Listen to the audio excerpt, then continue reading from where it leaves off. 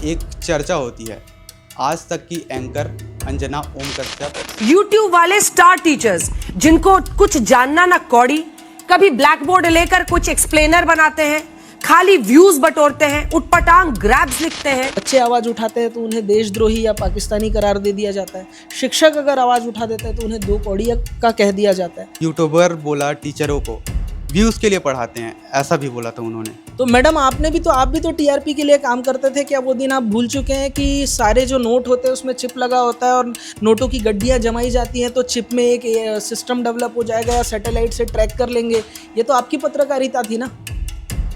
AC studio में रह करके जब देश के न्यूज़ है ना टेलीप्रॉम्प्टर में पढ़ के सुना रहे थे, हमारे पास कुछ सुविधाएं नहीं थी। हमने बच्चों को मुफ्त एजुकेशन दिया था। तो चौथा स्तंभ अगर मीडिया है ना, तो शिक्षक भी एक बहुत मजबूत स्तंभ है एजुकेशन के लिए। अगर एजुकेशन ही नहीं होगा, अगर टीचर ही नहीं होंगे, तो फिर आगे की चीज़ें आप समझ लीजिए देश के लिए बहुत दुर्भाग्य की बात होगी।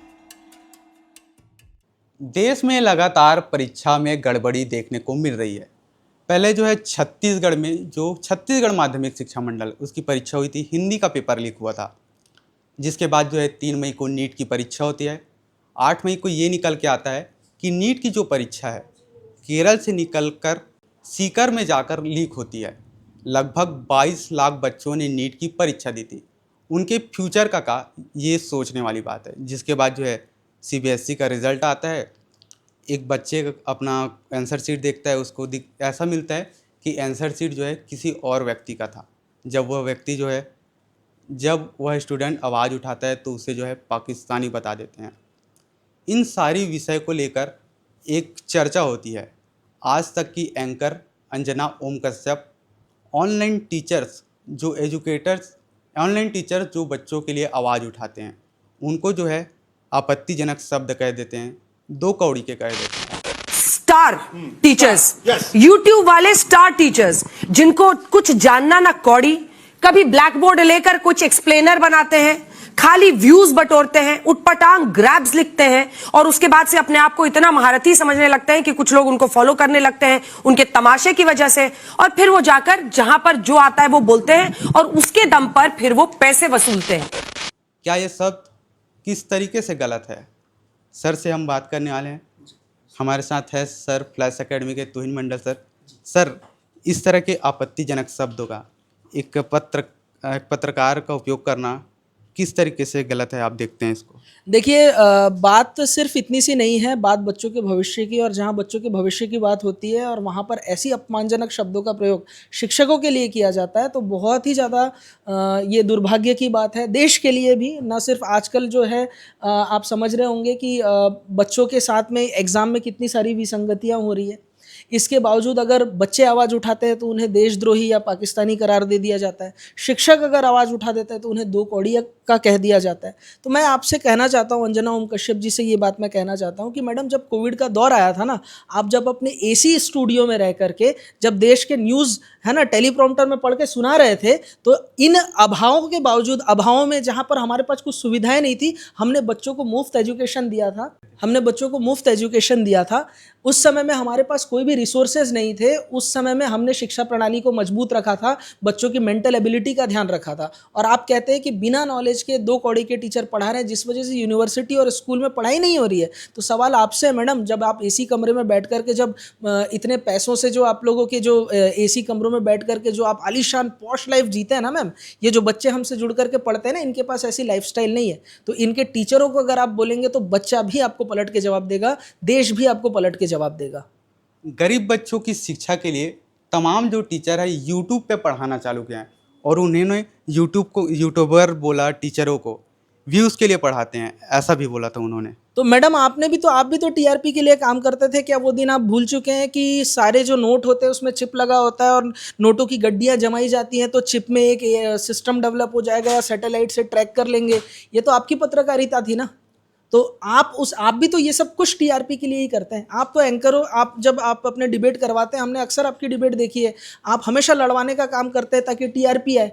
शिक्षक क्या करता है, एजुकेटर क्या करता है? हमारे जैसे टीचर जो होते हैं ना मैडम, कोविड में हम वो टीचर थे, मैं तो छत्तीसगढ़ का पहला टीचर था जिसने बच्चों को मुफ्त एजुकेशन, फ्री एजुकेशन दिया था 2 साल तक। हम जैसों को अगर आप 2 कौड़ी का कह रहे हैं ना मैडम, तो ये आपके गिरेबान में भी आपको झांकने की ज़रूरत है।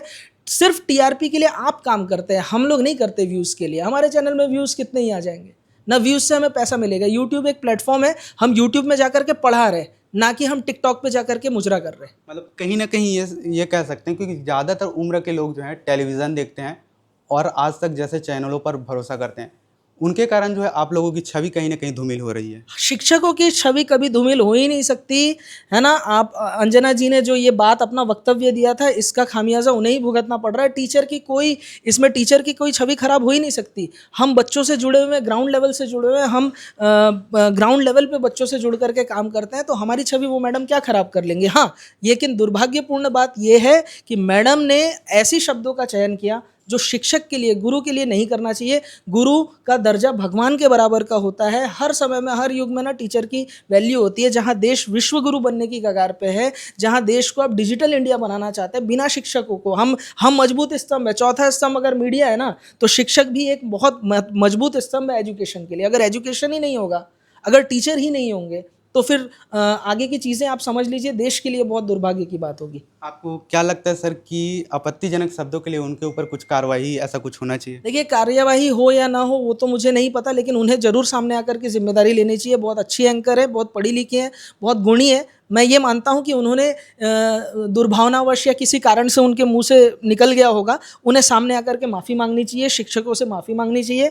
देखिए, ये भी कहा जाता है कि इस धरती से अगर कोई जाता भी है ना, तो गुरु नाम लेना पड़ता है, और गुरु का अपमान करके आप इस भूलोक को भी पार नहीं कर पाओगे। तो आपको तो आगे आके बिना किसी संकोच के माफ़ी मांग लेनी चाहिए, बात यहीं ख़त्म हो जाएगी। हम शिक्षक हैं, हमें माफ़ करना भी आता है, हम बच्चों को पढ़ाते हैं ना, तो बच्चों को हमें माफ़ करना आता है। आप आकर के बिल्कुल माफ़ी मांग लीजिए। हम शिक्षक कम्युनिटी, मैं जिम्मेदारी से बोल सकता हूँ, मैं एक बहुत छोटा टीचर हूँ मैडम, मैं 2 कौड़ी का टीचर हूँ मैडम, लेकिन मैं ये बहुत जिम्मेदारी से बोल सकता हूँ कि अगर आपने माफ़ी मांग ली, पूरी शिक्षक कम्युनिटी आपको माफ़ कर देगा। एक सिंगल ट्वीट नहीं आएगा आपके अगेंस्ट।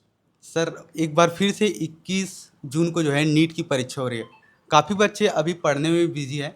उस वक्त एंकर अंजना कश्यप का ये निकल के आता है कि वो टीचरों को 2 कौड़ी का कहते हैं, और तमाम जो छात्र हैं पढ़ाई करने के लिए गरीब परिवार से आते हैं, वो ऑनलाइन एजुकेशन को चुनते हैं।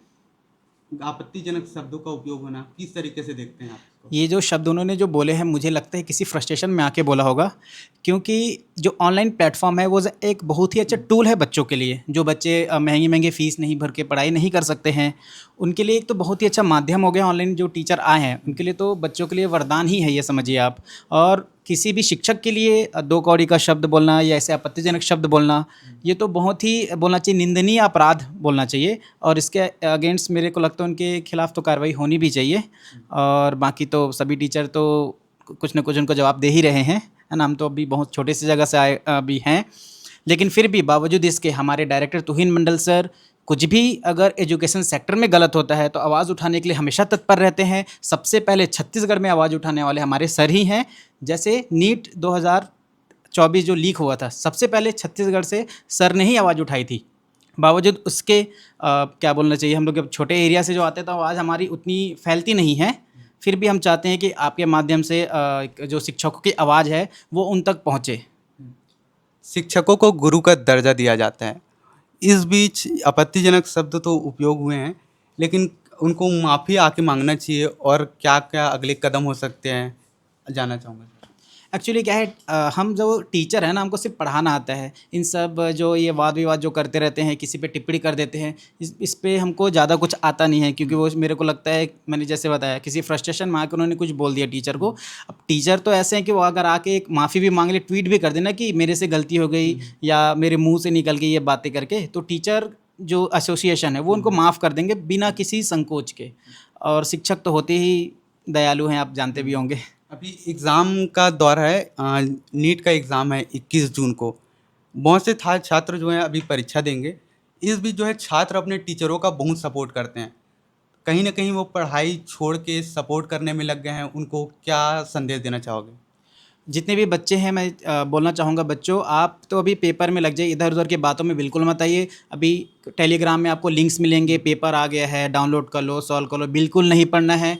आप सिर्फ पढ़ाई कीजिए और ज़्यादा से ज़्यादा प्रैक्टिस कीजिए। अभी हमने भी अपना ऑनलाइन प्लेटफॉर्म जो है उसमें टेस्ट पोर्टल चालू कर दिए नेक्स्ट ईयर से, क्योंकि CBT मोड पे टेस्ट होने वाले हैं। तो अभी से हमने बच्चों के प्रिपरेशन के लिए अभी जो टेस्ट हो रहे हैं। जो बच्चे फ्लैश एकेडमी नहीं आ सकते हैं वो घर से ही फ्री ऑफ कॉस्ट टेस्ट दिला सकते हैं। हमारे प्लेटफॉर्म में theflashacademy.com में जाके लॉगिन करना है, फ्री ऑफ कॉस्ट सारे टेस्ट वो दिला सकते हैं। अभी जो 21 तारीख को नीट होने वाला है तो हर दिन उसमें हम लोग टेस्ट लाइव कर देते हैं, तो बच्चों के लिए ये तो बेनिफिशियल ही रहने वाला है। और मैं चाहता हूँ आपके चैनल के माध्यम से ज़्यादा से ज़्यादा बच्चों तक जो बच्चों को हम लोग सेवाएं उपलब्ध करा रहे हैं, बच्चों को जो फीचर्स दे रहे हैं वो सब तक पहुँचे। इस पर कोई हम लोग चार्ज अभी नहीं कर रहे हैं बच्चों के लिए, क्योंकि हम लोग चाहते हैं हर बच्चा पढ़ाई कर सके, हर बच्चा प्रैक्टिस कर सके। मीडिया को लोकतंत्र का चौथा स्तंभ कहा जाता है। इस बीच आज तक की एंकर अंजना ओम कश्यप पक्षपात करते हुए टीचरों को दो कौड़ी का कहती है। यह जो है किस तरीके से गलत है, हमने टीचरों से बात किया। साथ ही जितने तमाम ऑनलाइन टीचर हैं काफ़ी आक्रोश है, क्योंकि यह शब्द जो है काफ़ी आपत्तिजनक था। इस विषय को लेकर अभी हाल ही में हमने भिलाई के टीचर से बात की और उन्होंने बताया कि यह जो है बयान किस तरीके से गलत है। बाकी आप इस विषय को लेकर अपनी राय कमेंट में ज़रूर बताइएगा और ऐसे ही खबर के लिए KP न्यूज़ को सब्सक्राइब कर लीजिएगा। धन्यवाद।